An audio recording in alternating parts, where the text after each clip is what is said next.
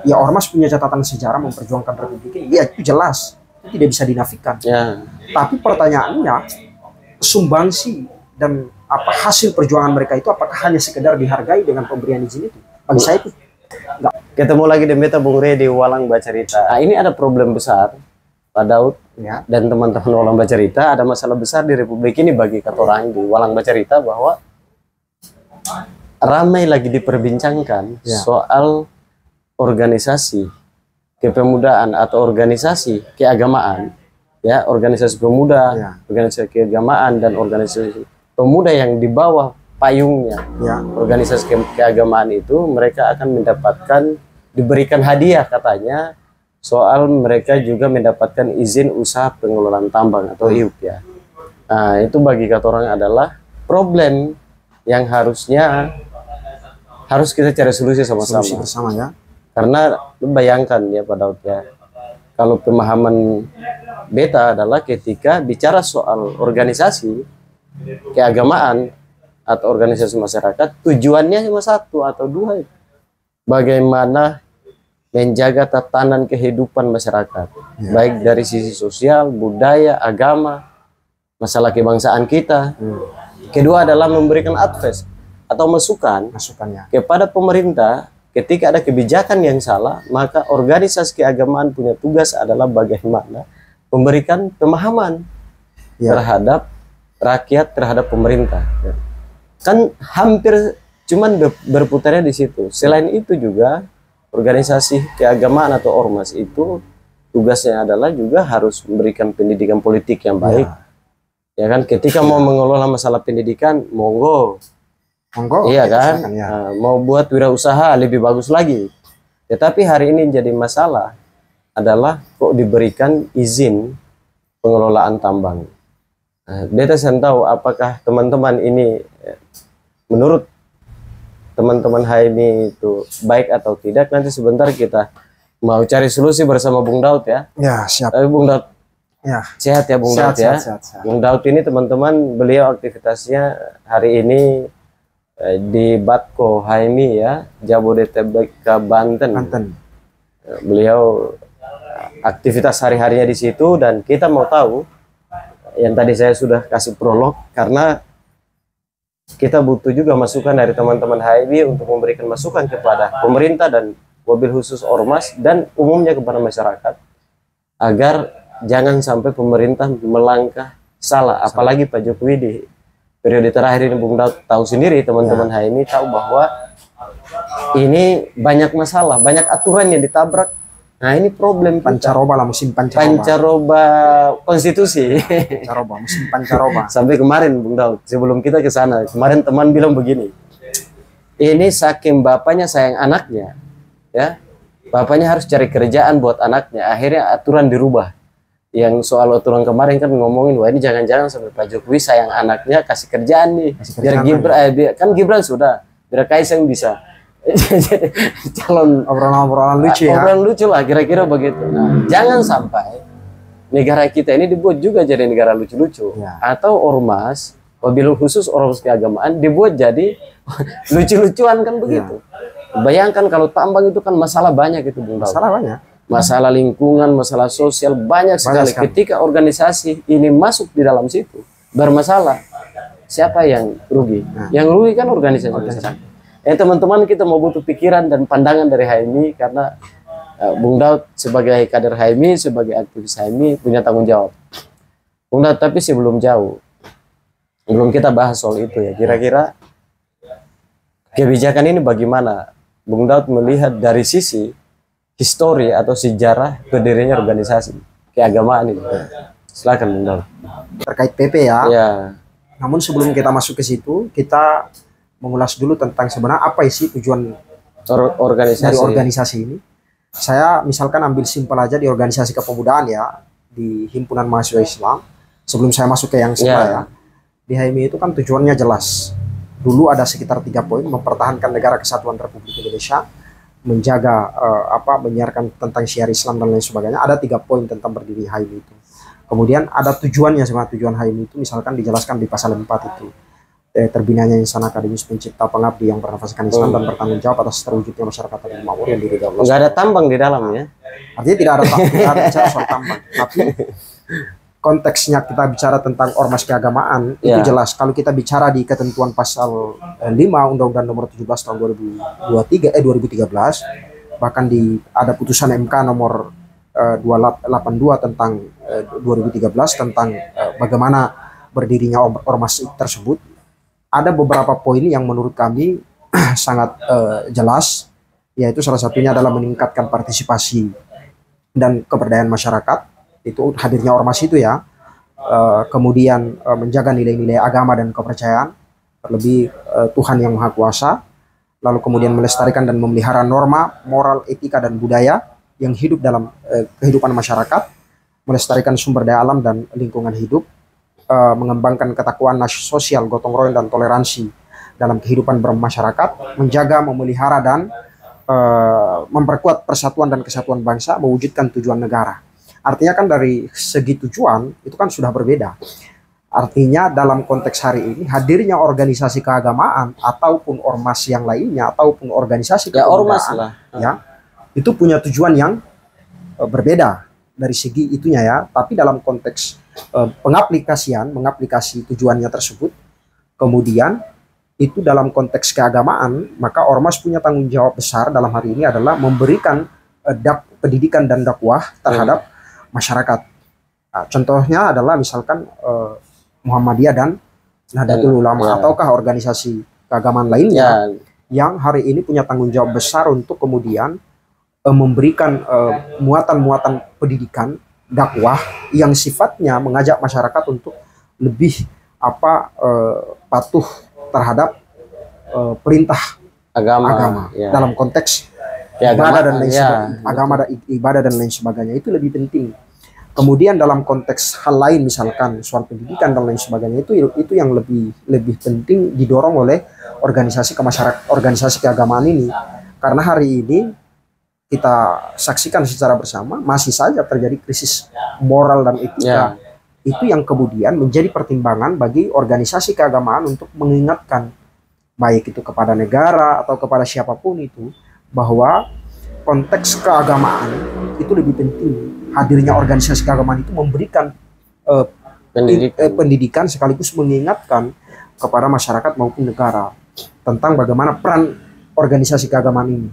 Nah, bukan kemudian hari ini organisasi keagamaan seolah-olah dimasukkan dalam wilayah-wilayah yang menurut kami ya tidak ada keahlian dan spesifikasi khusus untuk bicara soal itu. Iya, jauh sebelum itu, apalagi kan bicara soal moralitas ya. Hari ini kalau beta lihat kan dari politik aja, problem politik kita hari ini kan, mohon maaf teman-teman partai, mohon maaf partai politik ini juga kadernya nggak jelas hari ini ya. Nggak jelasnya dalam hal bahwa ini orang dari mana, tiba-tiba dia pengurus partai, akhirnya ketika jadi wakil rakyat dia nggak bisa ngapain-ngapain gitu. Satu, yang kedua, pendidikan politik partai hari ini tidak jalan, moralitas dan pemahaman politik masyarakat ini rusak.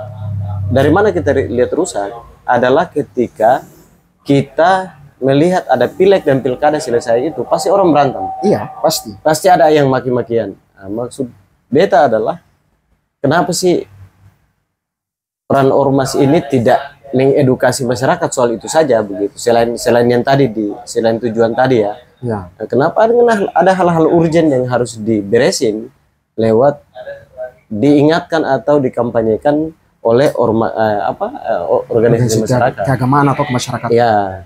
Kalau soal masalah itu kan sebenarnya kembali lagi tanggung jawab organisasi kemasyarakatan itu adalah mendidik masyarakat. Iya. Agar betul-betul memahami apa isi dari perintah agama tersebut. Nah, itu penting. Kalau organisasi kemasyarakatan hari ini sebenarnya sudah berjalan sesuai realnya. Ya. Tapi kalau kemudian hari ini organisasi kemasyarakatan masuk pada wilayah yang menurut kami tidak ada sama sekali basic keahliannya, ini kan patut dipertanyakan.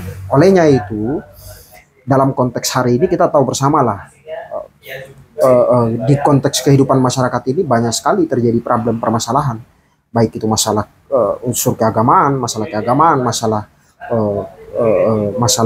konflik sosial, yang kemudian menurut kami nilai-nilai yang ada di Pancasila itu hari ini nggak jalan. Kemudian menurut kami ini tugas dan tanggung jawab organisasi keagamaan untuk memberikan tadi pendidikan dan dakwah terhadap masyarakat. Bahwa menjaga kegotong royongan itu penting, menjaga kebinekaan itu lebih penting daripada bicara soal ini. Karena itu penting. Kenapa? Ormas itu harus mengingatkan umatnya. Ini umat nih, kelompok harus diingatkan.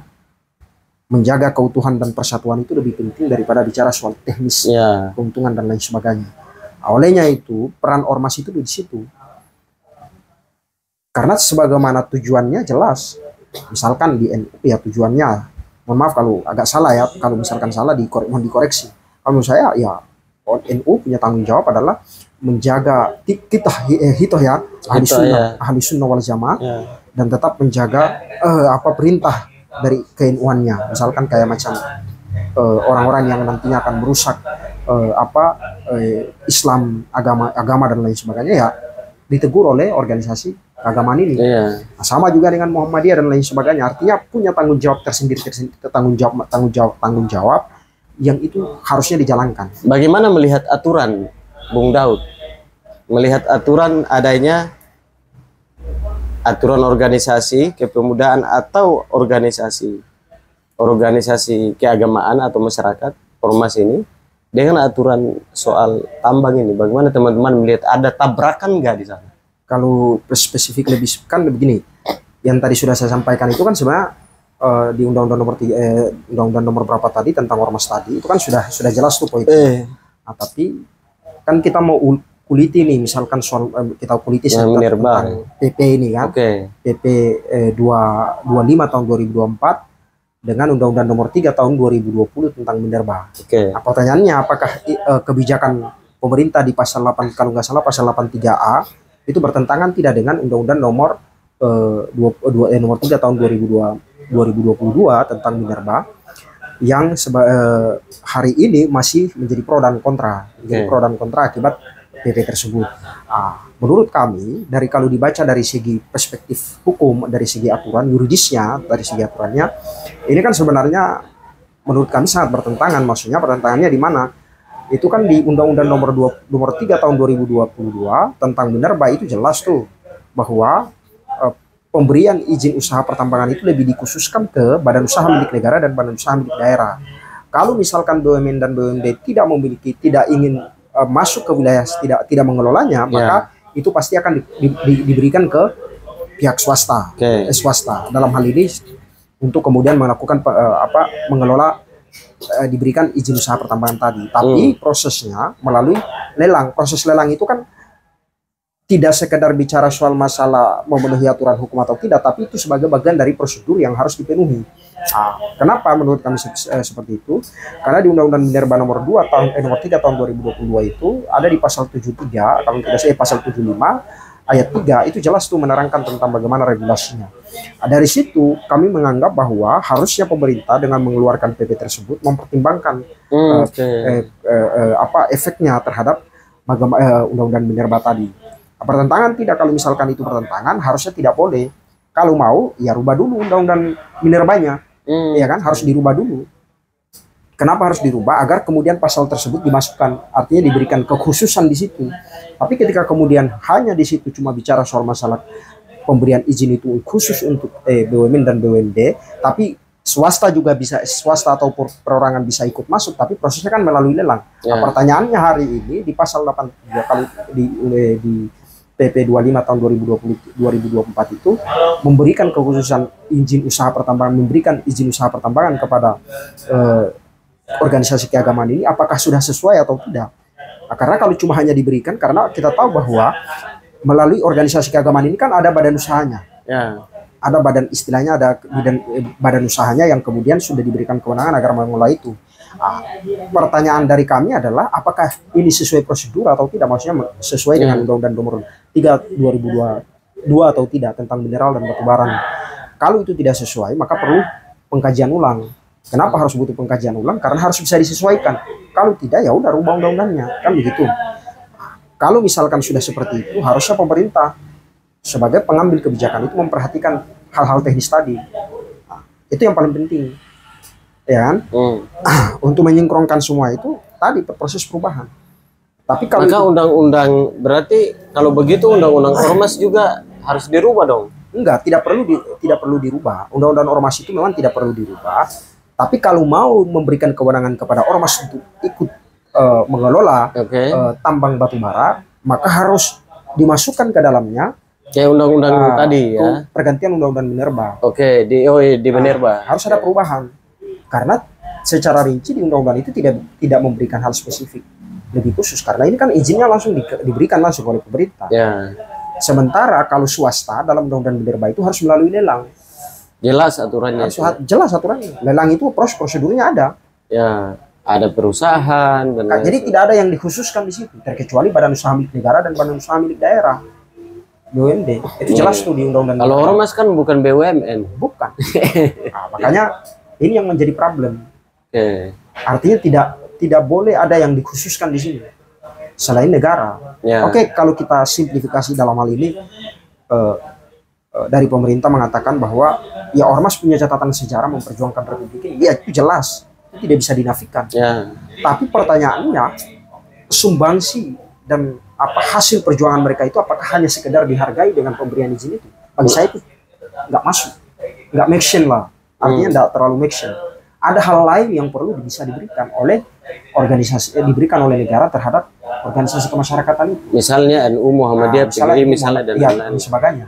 Ormas organisasi keagamaan besar ini yang menurut kami real catatan sejarahnya ikut punya sumbangsi andil besar terhadap kemerdekaan Republik Indonesia ini. Itu jelas. Olehnya itu menurut kami tidak sekedar bicara soal memberikan izin lalu mereka kelola, enggak. Bagi saya ada hal yang lebih urgent, karena bagi saya itu tidak terlalu urgent. Yang lebih penting lagi, ada hal yang lebih penting yang mungkin bisa diberikan oleh pemerintah. Misalkan kita kaji soal masalah bagaimana organisasi keagamaan ikut memberikan muatan keagamaan kepada masyarakat dan memberikan muatan pendidikan baik dari pendidikan politik bahkan pendidikan keagamaan terhadap masyarakat. Pemerintah memfasilitasi itu.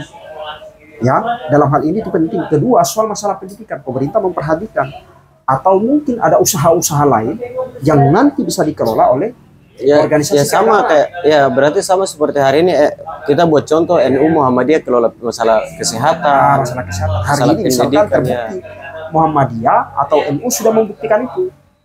Misalkan soal mendirikan kampus, kalau kita cerita misalkan perintah konstitusi jelas mencerdaskan kehidupan bangsa, hari ini sudah dibuktikan oleh organisasi-organisasi besar, organisasi keagamaan ini. Apa itu? Misalkan Muhammadiyah sudah membuktikan itu dengan mendirikan TK, SD, SMP, SMA, bahkan SMK, bahkan perguruan tinggi sudah bisa dibuktikan. Kedua, dari segi kesehatan, Muhammadiyah sudah membuktikan itu. Bahkan Muhammadiyah masuk pada wilayah sektor yang paling sentral, misalkan pembangunan hotel syari dan hotel syariah dan lain sebagainya. Ini yang harusnya diperhatikan oleh pemerintah, bahwa organisasi keagamaan ini punya kapasitas dan kemampuan yang begitu luar biasa untuk mengelola soal masalah investasi ini, pengelolaan usaha ini lebih penting. Jadi mereka dimasukkan ikut diberikan andil untuk mengelola soal masalah hal-hal yang paling sentral ini. Itu yang lebih penting, karena ini menyentuh langsung kepada masyarakat. UMKM juga misalnya. Kalau cuma hanya bicara soal tambang, alasannya kalau misalkan diberikan izin untuk mengelola tambang agar kemudian efek ekor jasnya itu bisa kemudian mereka bisa mendirikan rumah ibadah ataukah memberikan kepada umat. Bagi saya maksudnya tidak terlalu perjuangannya terlalu besar, kontribusi negara terhadap kemerdekaan negara yang besar, tapi kok dihadiahkan. Maksud saya jangan seperti itu. Sebangun masjid. Contoh simpel tadi yang saya bilang kayak Muhammadiyah dan NU itu tadi. NU hari ini mendirikan kampus. Ya, jelas Muhammadiyah mendirikan kampus, jelas mereka mendirikan rumah sakit, jelas tuh. Ada sumbangsi dan perjuangan mereka yang begitu besar. Dari catatan perjuangan sejarah mereka yang begitu panjang, lalu kemudian hari ini mereka membuktikan perintah konstitusi Undang-Undang Dasar itu yang bicara soal masalah mencerdaskan kehidupan bangsa, menjaga umat, dan sudah mereka lakukan ini. Tinggal bagaimana negara memperhatikan ini. Oh berarti skop kemampuan dan kapasitas dan kemampuan mereka dari segi ini. Negara tinggal memfasilitasi. Ini loh. Oke, skop usaha mereka di sini. Tapi kalau diarahkan mereka untuk diberikan izin untuk mengelola soal masalah tambang yang menurut kami tidak ada basic dan kapasitas kemampuan. Korelasi dia juga enggak. Ini kan sebenarnya nggak boleh. Oke. Tapi sebelumnya ini Bung Daud. Ini yang terpenting sebenarnya di Walang Bercerita mau tanya juga ke teman-teman HMI adalah soal apa dampak positif dan negatif terhadap organisasi keagamaan ketika mereka masuk di dalam ikut mengelola tambang. Padahal mereka tadi lebih baik mengelola pendidikan tadi sudah dijelaskan ya. Masalah agama, menjaga keutuhan NKRI, nilai-nilai kebudayaan harus dikampanyekan gitu kan lewat organisasi mereka kan. Apa dampak positif dan negatif yang lebih parah ketika mereka ini terlibat? Tapi sebelum jawab, saya bakar rokok satu dulu. Oh ya, siap. Jadi biar di walang itu ada asap sedikit, biar orang tahu dari jauh ini ada walang di sana. Begitu. Sambil ngopi ya. Oke, siap. Daud ya. Kalau kita bicara soal masalah dua konteks nih antara positif dan negatif nih, kita bicara positif dan negatifnya. Positifnya adalah memang mereka dilibatkan, itu positifnya. Artinya ada perhatian negara di situ. Ada sisi positif dong. Tapi secara aturan itu kan secara aturan tuh negara memberikan prioritas, memprioritaskan ormas untuk ikut andil mengelola hasil kekayaan alam. Salah satunya adalah batu bara. Problemnya hari ini kita tahu bahwa pengelolaan tambang itu banyak sekali, artinya ada sebagian besar bermasalah. Masalahnya apa? Kerusakan lingkungan. Kedua, konflik horizontal. Dan itu seringkali diperjuangkan oleh organisasi-organisasi yang konsentrasi di wilayah lingkungan tambang ya. Dan tambang. Itu teman-teman Jatam misalnya. Sudah diperjuangkan. Pertanyaannya. Terus satu lagi. Sebentar. Masalah orang banyak ditangkap karena korupsi itu ditambang. Masalah-masalah itu tadi artinya nanti sebelum saya masuk situ. Organisasi yang punya organisasi keagamaan yang punya catatan sejarah yang punya kontribusi luar biasa terhadap Republik ini masuk pada wilayah yang memang kita tahu bersama banyak problemnya. Wilayah tambang itu banyak problem, masalah konflik horizontal dengan masyarakat, masalah kerusakan lingkungan dan lain sebagainya. Jadi sabar, berarti di tujuan organisasi tadi itu soal kelestarian lingkungan ketika mereka ikut juga berarti nggak masuk dong. Iya, ini problem yang harusnya dipikirkan matang-matang oleh organisasi keagamaan ini sebelum masuk ke wilayah itu. Mereka harus pertimbangkan ini untuk demi menjaga umat dan bangsa. Sebaiknya mereka tidak perlu masuk untuk kemudian masuk pada wilayah yang memang konfliknya lebih besar. Konflik kepentingannya lebih besar. Sebaiknya organisasi keagamaan ini kembali kepada hidup perjuangannya. Apa hidup perjuangan mereka? Jelas tertuang di anggaran dasar anggaran rumah tangga mereka masing-masing. Nah, itu yang kemudian mereka jalankan. Ya, itu yang paling penting. Substansinya di situ. Nah, tinggal bagaimana negara melalui instrumen kekuasaan negara yang punya segalanya memperhatikan persoalan-persoalannya. Apa kebutuhan organisasi kemasyarakatan keagamaan ini. Misalnya kalau Muhammadiyah butuh lahan buat kampus atau NU buat kampus, ini negara memfasilitasi itu. Betul. Jadi apa kebutuhan mereka? Kebutuhan mereka itu apa saja? Negara yang mengetahuinya. Kebutuhan mereka soal pendidikan. Negara memfasilitasi itu. Bangun rumah sakit. Kebutuhan mereka soal rumah sakit. Negara memfasilitasi itu. Akan terjadi yang namanya proses perputaran ekonomi di sini. Keuntungannya dirasakan langsung oleh masyarakat. Sekaligus organisasi juga. Sekaligus organisasinya. Nah, jelas. Ketika itu sudah jalan, maka pasti mereka juga punya tanggung jawab besar, Bung Daud. Yaitu salah satunya adalah ikut mengingatkan pemerintah ketika misalnya tambang bermasalah, misalnya undang-undang minerba tadi itu jelas karena ada benturan di sana. Harusnya ya udah tinggal ketika yang tadi Bung Daud sampaikan itu jalan, maka mereka juga punya tanggung jawab besar untuk mengingatkan pemerintah, memberikan advice kepada pemerintah untuk ini salah nih bos, Pak Jokowi ini salah nih Pak Jokowi. Kalau mereka sudah masuk ke dalam kan nggak bisa Pak, itu bahaya. Harusnya mereka berada pada wilayah yang paling di tengah lah, berada pada wilayah posisi tengah, tidak ikut kesana kemari, lah. Jadi mereka posisinya menjaga umat, menjaga negara. Ya. Kalau hari ini misalkan terjadi kerusakan lingkungan, mereka bersuara. Mereka harus bersuara lantang kepada negara. Ya. Sebab menjaga lingkungan adalah menjaga umat. Menjaga umat adalah menjaga negara. Tuh. Kan tadi adanya negara karena adanya rakyat. Dan hari ini kalau rakyat dikorbankan, misalkan rakyat pesisir tambang dan lain sebagainya sekitaran lingkar tambang merasakan keresahan dan lain sebagainya, siapa yang mau bersuara? Kan cuma yang bersuara LSM dan lain sebagainya, teman-teman Jatam dan lain sebagainya. Nah, di mana posisi organisasi kemasyarakatan, organisasi keagamaan yang punya sumbangsi besar terhadap Republik ini? Mereka harus bersuara. Ya, makanya saya pikir dulu adanya para pemikir pendiri organisasi masyarakat yang besar, misalnya NU Muhammadiyah kita sebut saja. Itu kan tujuannya jelas. Karena melihat problem, akhirnya para pemikir pendiri ormas ini mereka luar biasa dan punya gagasan yang hari ini dirasakan oleh umat kan begitu. Tapi ketika hari ini mau diarahkan ke urusan bisnis, mobil khusus bisnis yang kita semua tahu bahwa di dalamnya banyak tanda-tanda kegelapan di sana, kerusakan kan. Nah, ini kan jadi masalah. Lalu itu tadi bicara soal dampak negatif yang paling berbahaya. Nanti ketika mereka terima ini bagaimana? Kan begini, kalau pengelolaan tambang itu kan ada prosedurnya kan. Izinnya dikeluarkan. Kan ada banyak hal yang harus dipersiapkan dan lain sebagainya. Karena ini kan kalau tidak salah itu kan sekitar berapa puluh hampir berapa ribu izin yang dari perusahaan-perusahaan yang bermasalah juga, yang tidak melakukan pengelolaan tambang yang tidak sesuai akan diberikan, akan dialihkan, istilahnya dialihkan lah.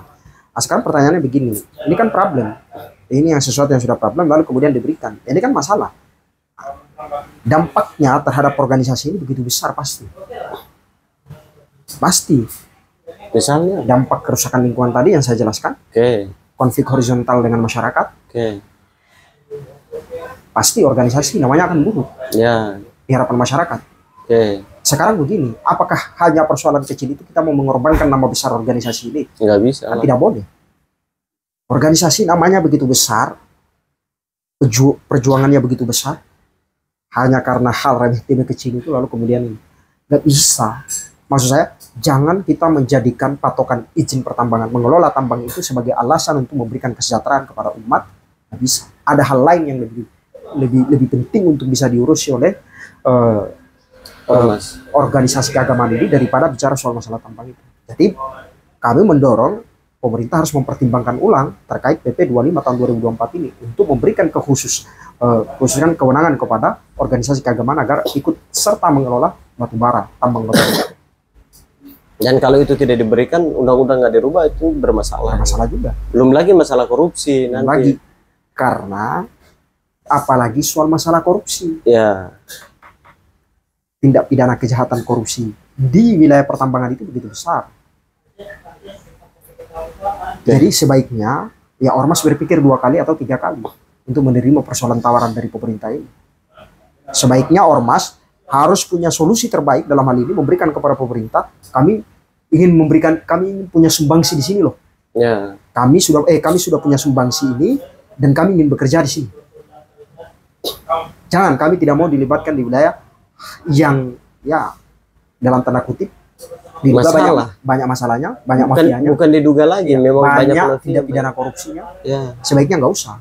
Bahkan ya kami mendorong ini agar organisasi keagamaan betul-betul menjaga nama baik organisasi dan para pejuang organisasi itu agar apa? Nama baik organisasi ini terjaga dan mereka tidak ikut masuk pada wilayah yang menurut kami ya nggak perlu. Oke. Baik, Bung Daud. Memang dicari solusi, ini harus kita cari solusi. Karena makanya nama podcastnya cari solusi itu karena banyak masalah yang memang terutama teman-teman HIW ya, anak-anak muda.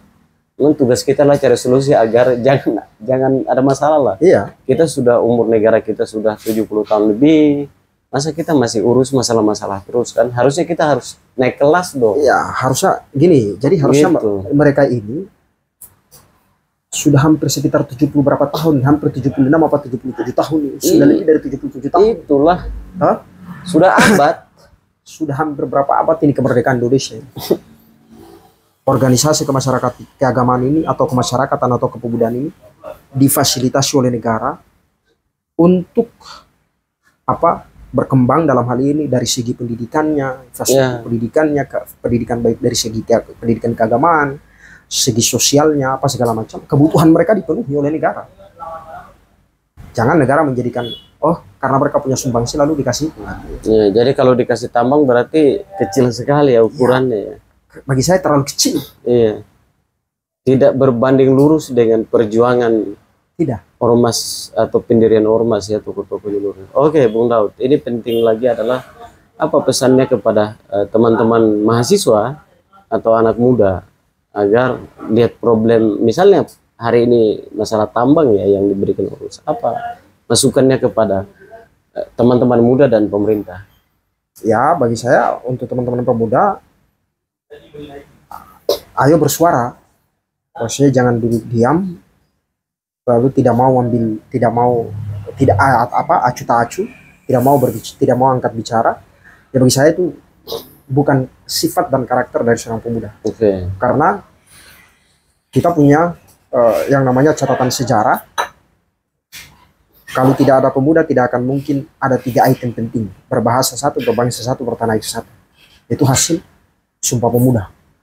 Berarti tidak punya catatan itu.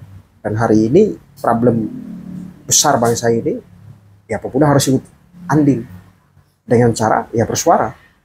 Karena kita, ya kalau dibilang parlemen jalanan, ya, tapi bersuara tidak sekedar di jalanan, tapi bisa melalui podcast-podcast begini. Karena itu penting. Kenapa penting? Karena hadirnya pemuda itu adalah bagian daripada Tunas Muda Bangsa yang bicara tentang bagaimana arah dan tujuan bangsa Indonesia sesuai dengan Undang-Undang Dasar 1945 dan Pancasila sebagai bagian dari penyanggahnya. Itu yang paling penting. Kedua, bagi pemerintah adalah sebaiknya pemerintah ketika memberikan mengeluarkan satu kebijakan, ya harus butuh pertimbangan yang matang. Terlebih kebijakan itu untuk diberikan kepada organisasi keagamaan yang punya nama besar dan punya catatan sejarah yang begitu luar biasa besar. Kenapa? Dengan punya catatan dan catatan perjuangan dan nama besar ini, harusnya mereka diperhatikan lebih besar lagi dalam konteks hal lain. Tidak harus kemudian diberikan izin untuk mengelola tambang yang sebenarnya mereka tidak punya kapasitas dan kemampuan untuk mengelola itu. Ya, endingnya nanti bisa diduga ya akan terjadi nebeng izin dan lain sebagainya. Tidak boleh itu terjadi. Kedua, pemerintah sebaiknya mencabut PP tersebut. Tapi kalau ketika kemudian pemerintah tetap memaksakan agar PP itu kemudian bisa dieksekusi, maka ya solusinya harus rubah Undang-Undang 3 tahun 2022 tentang minerba atau mineral dan batu bara. Itu sebaiknya diubah aja. Tapi menurut kami dari Himpunan Mahasiswa Islam, khususnya Badan Koordinasi HMI Jabodetabek Banten, sebaiknya pemerintah mempertimbangkan ulang kebijakan itu, karena ini bicara soal kemaslahatan organisasi keagamaan dan umat.